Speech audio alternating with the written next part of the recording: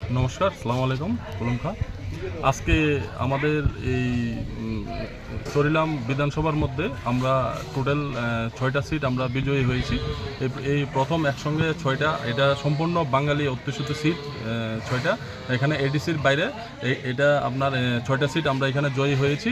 এটা ত্রিপুরা রাজ্যে একটা ইতিহাস, আমাদের ত্রিপুরামথার জন্য একটা গর্বের বিষয়, গর্বের দিন।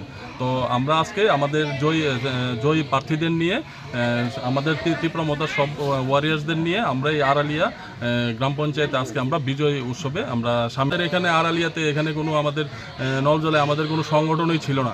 তো আজকে এই বিশাল একটা অ্যাচিভমেন্ট, বিশাল একটা জয় আমাদের।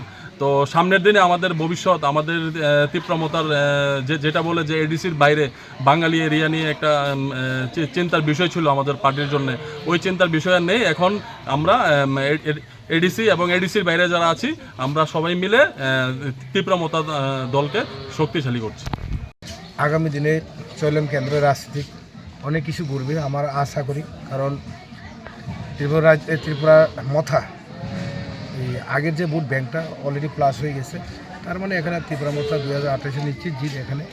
তাই আমরা এটার মাধ্যমে আমরা বার্তা দিতে যাই আজকে এই যে আমরা একটা খুব খুশি, কারণ একটা বিজয় মিছিল, এই বিজয় মিছিলে আমাদের মাইনরিটি সেলের চেয়ারম্যান এই সালম ভাই এবং আমাদের এই ত্রিপুরামথা লিডার্স অ্যাডভোকেট আমার ফ্রেন্ড জাকির এবং কৃষ্ণ এবং তিদাউলে আরও ফ্রেন্ড, আরও আমাদের এই ওয়ারিয়ার্স আমাদের সঙ্গে ছিলাম।